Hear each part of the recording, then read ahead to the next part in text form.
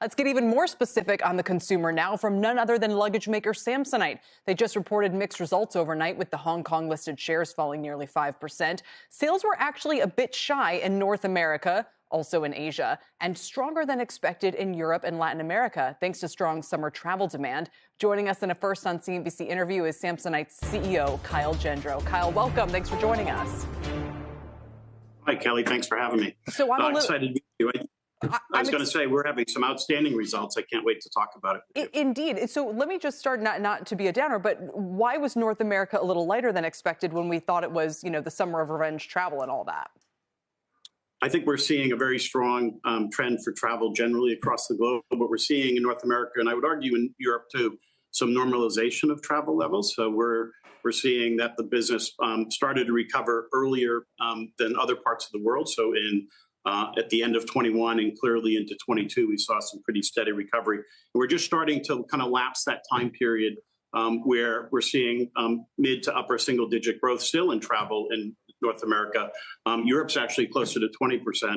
And continuing to perform. And Asia is actually really catching up 40% is our expectation for the fourth quarter. And it's striking to see what's going on with your profit margin expansion. So I have to imagine a little bit of that is, higher price, still able to pass it along. Consumer still really wants to be in this space right now. Is that kind of the idea? It's two things. One, it's pricing, obviously, and our ability to manage promotion, like a lot of industries, people are managing promotion. The other piece that's transformative for us is during the pandemic, we were very active in adjusting our cost structure.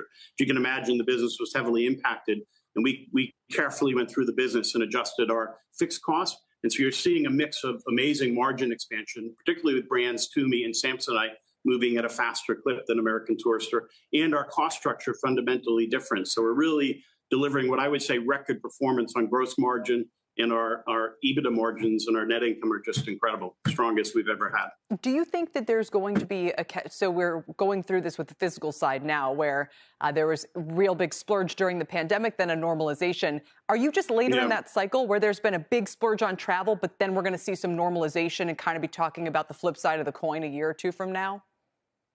I think fundamentally, I was watching your piece before on consumers and where they're deploying their dollars. I think travel is one of these trends that I think will continue to be very strong. I think when you look at where consumers are spending, they're spending on activities, experiences, and travel particularly. I was just looking at the forward outlook for Thanksgiving travel. It'll be record travel. And our business generally correlates perfectly with travel. And we're quite excited for what we'll see at the end of this year in Q4.